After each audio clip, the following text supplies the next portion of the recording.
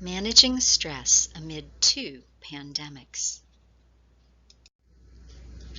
We are living in an unparalleled moment in the history of our country because we are trying to live through two pandemics simultaneously. One is COVID-19, an invisible threat to life and livelihood. The other is racism, which has taken the lives and livelihoods of generations of people of color and continues as institutional, interpersonal, and unconscious internalized racism.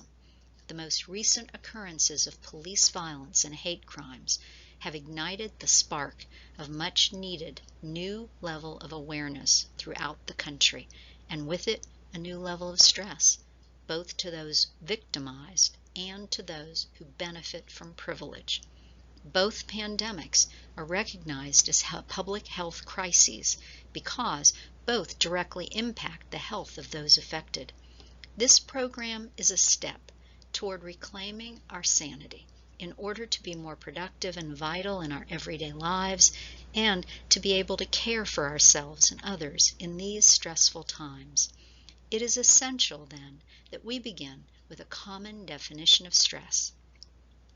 Stress is defined by the American Institute of Stress as the gap between the demands made upon us and our capacity to meet those demands.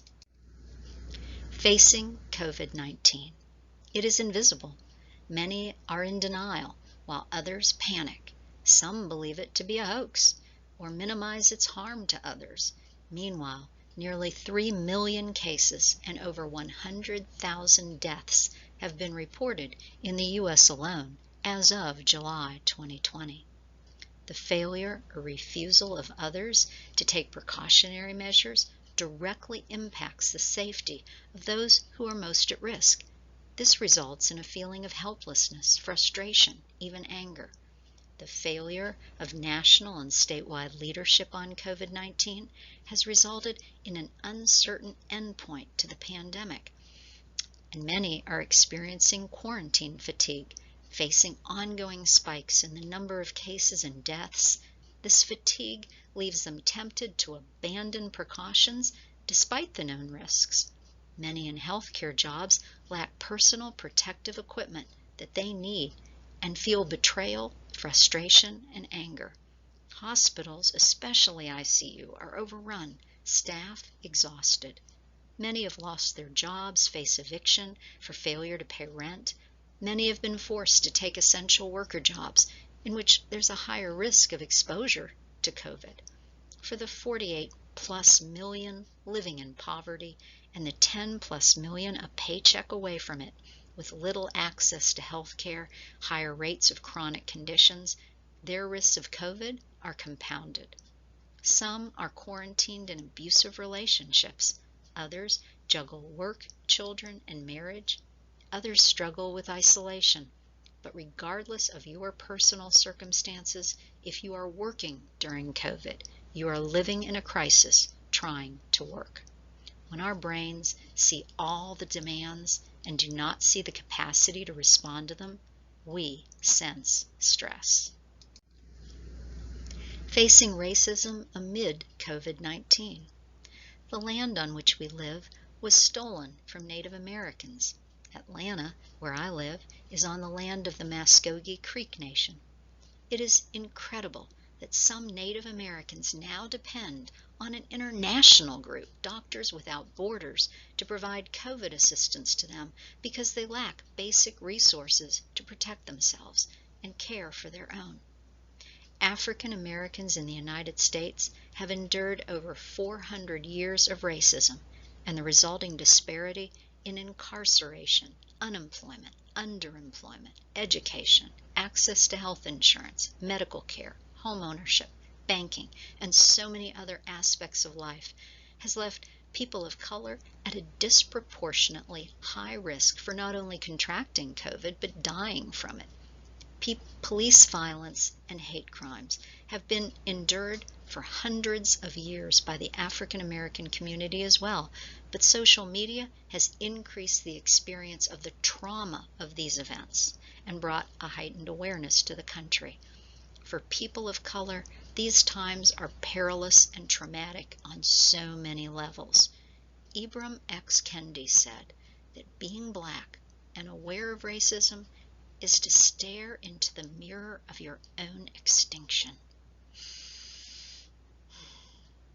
Meanwhile, many Caucasians remain oblivious to this injustice because their privilege, much like COVID-19, is invisible to them.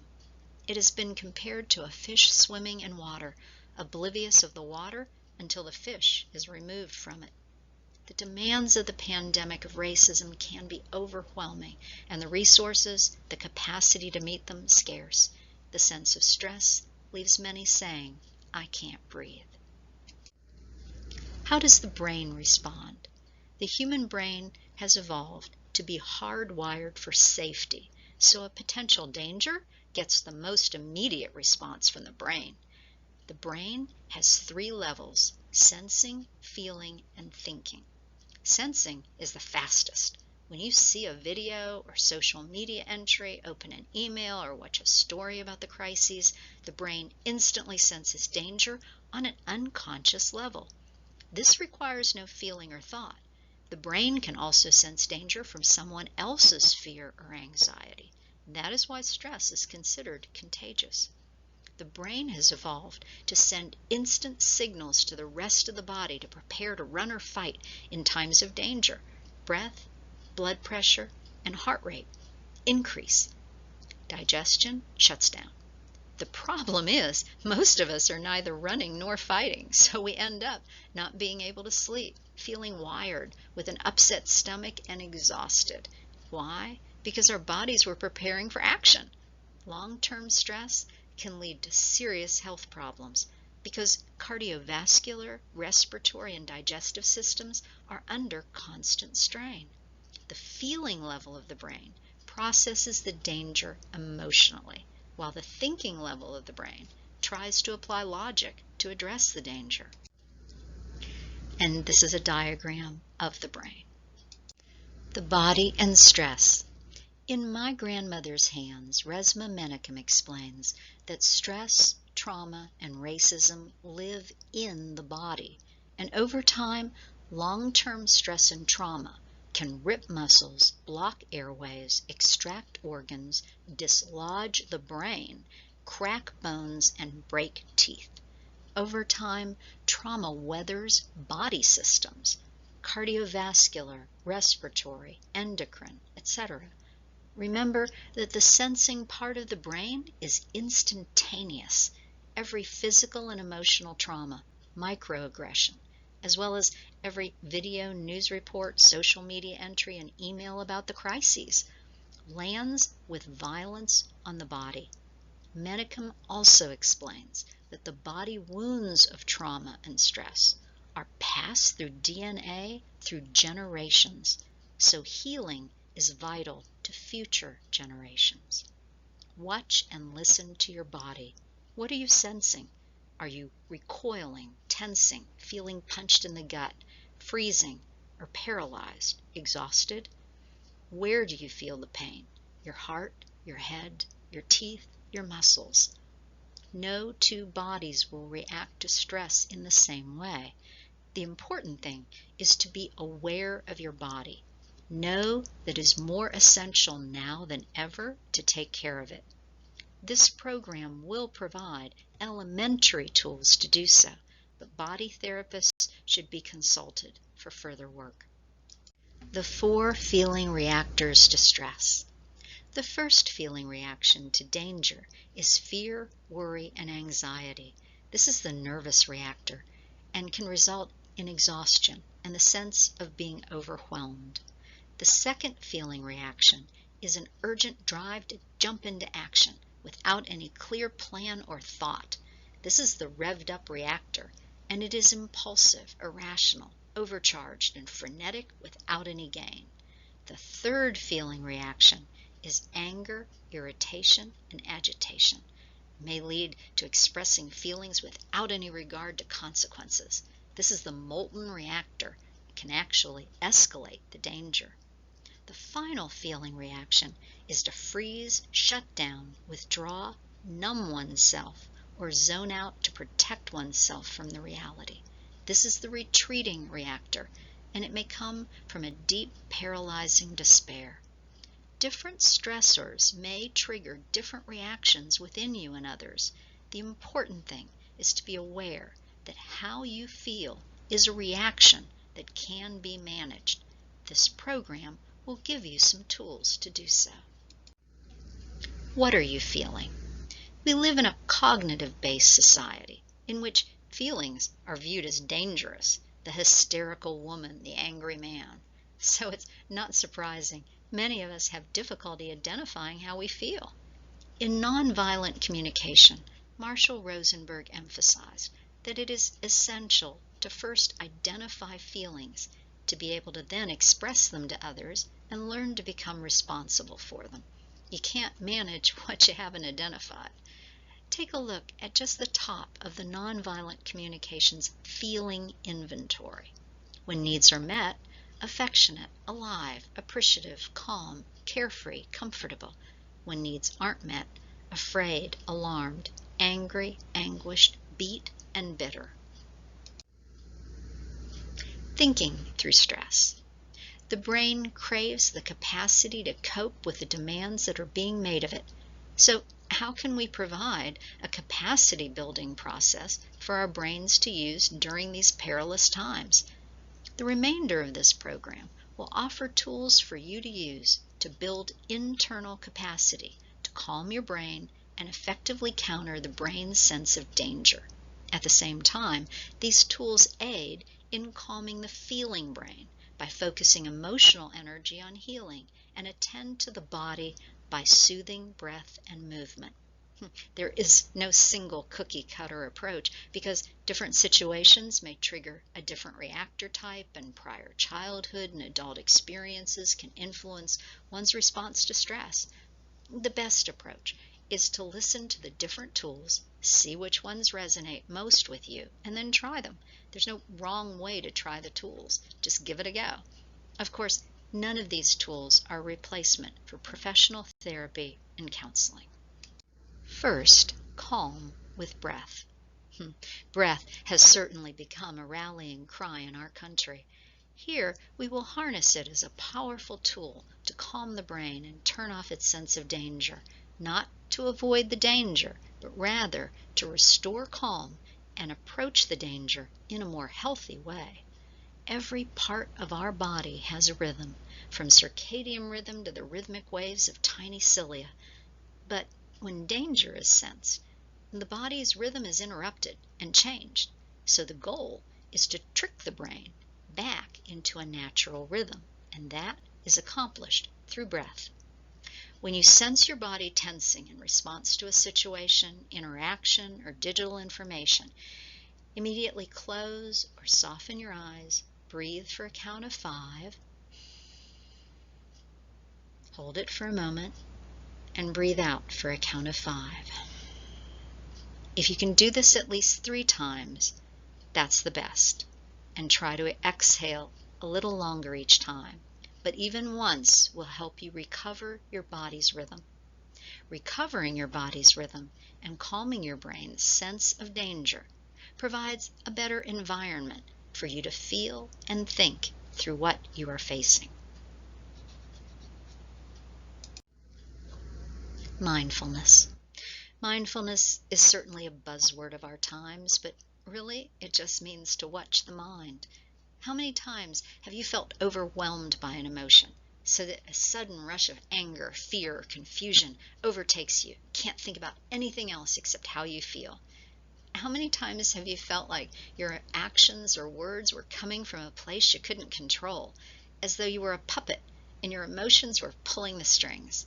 Mindfulness simply means to stop in the moment and say, whoa, I'm riding on the hot mess express train here. I need to get off, breathe, step back from this situation. Getting off the emotion train allows us to honor the emotion while giving space to recenter, calm, and find the capacity to deal with the situation, protecting ourselves and others. Feeling a connection, Part 1. Fred Rogers told the story of how his mother always told him to look for the helpers whenever he saw something scary as a child. We're not children, of course, but the advice to focus on a positive emotion is a sound one to calm the brain. It's a feeling of connection to a positive response to an otherwise overwhelming situation. By focusing on the positive response of others, you may see a way you can assist the helpers. Make masks, donate food, donate funds, join a political organization, write postcards, register to vote. If you find a particular group of helpers to which you are drawn, reach out to them, sign up to receive a newsletter, attend an online meeting, consider further ways that you can engage with them to join their tribe. Our brains have evolved to look for pattern recognition, and tribal association, the feeling of community, is calming to the brain. We are all belongers, so find your tribe of helpers. Remember, there's room for all. Some protest, some donate, some counsel, some organize, some work on personal survival. Each is vital. Feel a Connection Part 2. Connect to ancestors. Whether your family is biological or chosen, reach out to those whom you consider family. Especially healing are memories of times when you felt safe. Someone doing your hair, gathering at a kitchen table, preparing food, someone helping you with a project, working on a car, putting a bike together for you. So share those memories. Remember that ancestors lived through struggles too and have lessons to share. Wisdom and comfort can come from the living as well as those who have passed. Just by focusing your attention on an ancestor, you may feel a sense of connection with them. In some traditions, ancestor altars are spaces in the home where ancestors are honored and a connection is felt. Reach out to your squad for support and accountability. Have weekly check-ins by phone or online. You can have reality checks with those you trust and gain a different perspective. Listening to one another's stories, witnessing to their experience, and being heard when you tell your stories comprise a powerful form of healing. Feel a Connection Part 3. For those who believe in a higher power, for those who have a faith tradition, or those who simply believe there's more than meets the eye to this existence, there is another type of connection, and that is to spirit. Spirit in many languages means the same thing. It is the breath of God. In Latin, spiritus. In Greek, pneuma. In Hebrew, ruach. So, again, we go back to the importance of breath. Find time and space to connect to spirit in whatever way is most meaningful to you. That may mean personal prayer, meditation, joining an online worship gathering, or interfaith discussion group, or simply walking in nature.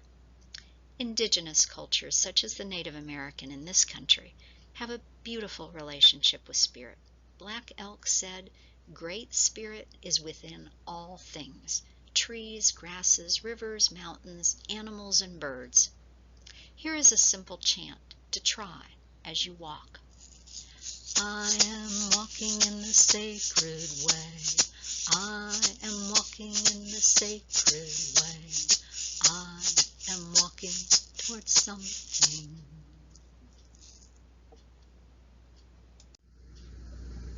Create a space for silence. Lao Tzu, an ancient Chinese philosopher, said, "Silence is the source of great strength." Give your brain a break. Find a time every day to turn off the incessant demands of electronics. Silence the phone, computer, and television. Remove yourself from the interruptions to enter absolute silence. Try it for just 10 minutes. Set a timer. Sit down. If you like, you can set an intention or focus for the time, but it's fine to simply sit in silence. Use the breathing technique we discussed earlier to slow down your breath, so your brain recognizes this is a safe place. It may be uncomfortable at first, but if you do it every day, over time, you will discover better mental clarity, better mindfulness, and better ability to regulate your brain's trigger response to stimuli. Create a space for joy. Toni Morrison said, "In this here place we flesh that weeps, laughs, flesh that dances on bare feet in grass. Love it hard." It can be a challenge to create a space for joy amid terrible hardship, but it is exactly in those times that our brains hunger for the healing power of humor, laughter, and joy. Remember, others can take a great deal from you, but no one can steal your joy. Give yourself permission to laugh at little things. Celebrate small victories, acts of kindness, wonder, and beauty in your world. Joy is contagious and can be an act of resistance against the contagion of violence and fear in which we live. List or think about positive things in your life for which you're thankful. Have a watch party, a playlist party, or a party for no reason at all. Every day, find some reason to be thankful, to laugh, to sing, to dance, to create, or dream a new dream. Imagine thriving. As much as Black lives matter right now, so do Black futures. So dream an inclusive future. A space for grief.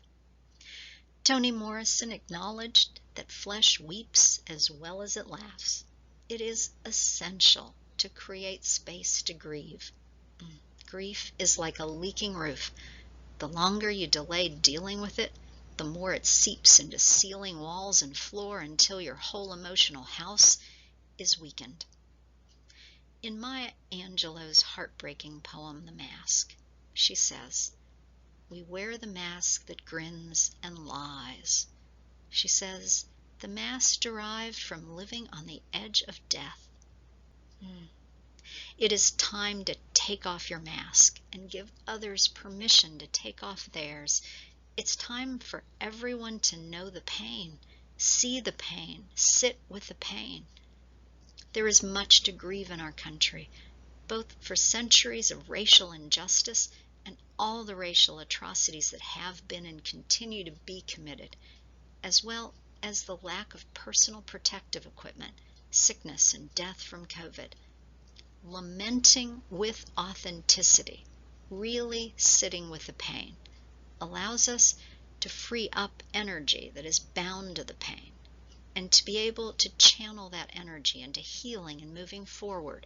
Here are just a few ideas. There's a singing group called The Many that hosts a weekly lamentation on Facebook as a space to grieve. You may find other groups that offer vigils, similar programs. Create your own space every week for a private grief. Light a candle, play a piece of music, read a poem that speaks to your heart. Give yourself permission during this time to sit with the pain. Just be with it. You may find loved ones are weeping now openly who have never shown their tears, particularly men of color. Be sure to honor their grief. Give them space and time to grieve. Give them permission to speak of their pain and anguish. Jason Wilson's book, Cry Like a Man, is an honest, open treatment of this. Create a space for self-care. Brené Brown said, self-care and self-acceptance are almost revolutionary in today's society. Self-care is self-compassion. Be kind to yourself. Tend to your inner and outer needs just as you would tend to the needs of someone else. The expression, "you can't pour from an empty cup," takes on new meaning in a time of great stress. Watch your self-talk. Are you critical and judgmental of yourself? Do your words wound? A single word has the power to influence the expression of genes that regulate physical and emotional stress. Speak up more. Speaking your truth is empowering, both when you champion your own cause and when you represent others. A common theme among the characters in Hidden Figures by Margot Lee Shetterly is that they did not take no for an answer. Take one small step to change. Ask yourself, are you feeling good about the way you're living? If not, what small step can you take to help yourself feel better? It's a helpful approach to reassess routines that develop over time and just don't feel good anymore. What is self-compassion to one person is not to another. Be careful of anyone who tells you how to take care of yourself. You know best. Take an honest assessment of what you need. You can use the audit checklist on the next slide to get started. This audit comes from the American Institute of Stress. When you take a look at it, take an honest assessment of how you feel right now about each of the areas of your life. Use a scale of 1 to 10. Then ask yourself, what one small step could you take today to help feel better about that area? Even taking one small step is amazingly empowering. Time, energy, money, health, social support, play, fun, creative opportunities, meaning, and purpose. Create a personal mission statement. Many of us work for companies that have a mission statement, but have you ever considered creating one of your own? What would it say? Creating a mission statement provides a sense of certainty that is calming in stressful times. Why? Because you can easily identify what it is about a person, situation, or organization that's not aligned to your values or purpose. Then identify actions you could take to draw boundaries and support your mission. Here are some starter questions. What are your core values? What's your bottom line? What drives you? What gives you a sense of purpose? How would you describe your character? The traits that define you? What do you want in your personal relationships? How do you see yourself in the world? What's your role as a citizen? How do you see yourself spiritually? Self-Care and Boundaries. The Joy of Saying No and The Joy of Missing Out are books that address the liberating power of drawing healthy boundaries that preserve sanity during insane times. Here are 3 possible places to start. Choose specific times during the day to check your phone, email, etc. Silence your phone in between those times every day. Tell loved ones so they do not worry. Unsubscribe, unfriend, unfollow, and do not engage people and organizations that do not value human life or dignity, or otherwise violate your personal mission statement. Then intentionally subscribe, friend, and follow, and engage with those who are aligned with your mission statement. It is not always possible to remove yourself from others who increase your stress level, but you can find ways of drawing boundaries with them. Remember, stress is contagious, and it's important that you protect yourself. Putting up healthy boundaries against toxic people, as crucial as wearing a COVID mask. Communication tools. In times of stress, we sometimes say things we don't mean. Find it difficult to say how we feel, even in conversations with those closest to us. Nonviolent communication focuses on building connection by using empathy, sharing each other's feelings and needs, connecting needs to feelings, and then finding concrete actions to meet those needs while honoring feelings. We explored the importance of identifying feelings earlier. Needs are as difficult for most of us to identify as feelings. The excerpt from Nonviolent Communication's Needs Inventory on the next slide may surprise you. The key in communication is that the speaker focus on the speaker's own feelings and needs and not criticize, blame, or generalize the other's behavior. I feel something because I need something, not because you, and then make a request for concrete action. It is equally important to ask empathy-based questions. How are you feeling? What do you need? Offer empathy. Be vulnerable. Take a time out if you feel the conversation is escalating. Learning basic communication skills to build connections reduces stress in relationships and increases the likelihood that your feelings will be honored and your needs met.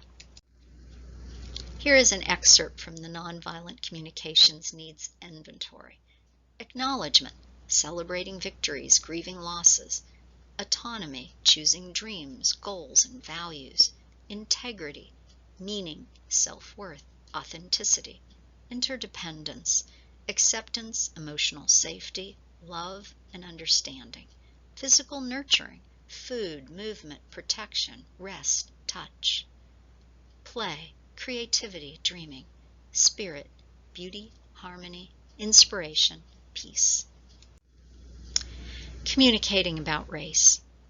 In White Fragility, Robin DiAngelo states that conversation about race is essential now, but most of us don't know how to begin.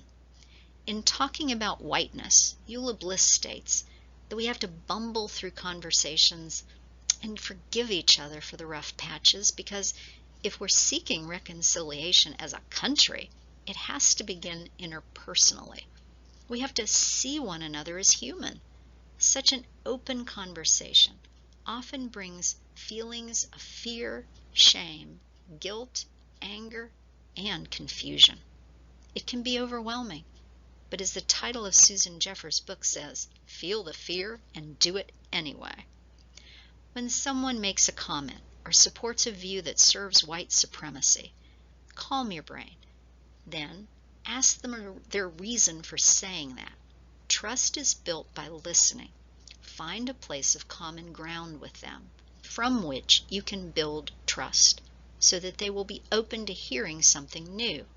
Think calling someone in rather than calling someone out. Of course, it takes two to build a bridge, and some will not be interested. By facing our fears, talking nonviolently, building empathy and trust with one another, we will find that stress is actually reduced and hope grows. As David Orr states, hope is a verb with its sleeves rolled up. Find or start an online Zoom meeting in your community to talk about race and practice responses to racist comments so that you can practice calming your brain and building trust with others. Learn about systemic racism and the history of racism. Include books about race in your book club. There is different value to be gained through interracial groups, witnessing and learning from the experience of others, and groups comprised of your own race, accountability and insight. I'm involved in both groups, and I can tell you firsthand how powerful the experience of each can be. There is a suggested reading list following these slides, but explore on your own. Movement. Movement is essential for brain function. It reduces stress, anxiety, depression, improves cognitive functioning, mood, and energy. It's no wonder today, when sitting for 13 to 15 hours a day is the norm, that stress, anxiety, and depression have no natural outlet. Set a reminder to stand and stretch at least once an hour. Take a break, once in the morning and once in the afternoon, of at least 15 minutes. Get up, listen to music, dance, walk around. Take a walk while on the phone at lunch or after work. Park far from building entrances and notice, how do you feel on your walk to and from your vehicle? Take an online dance, yoga, fitness, or other movement class. You can find African dance, Nia, tap, hip-hop, belly dancing, Tai Chi, Zumba, and almost every movement class imaginable on YouTube and online right now. Buy a hula hoop. The healing power of art.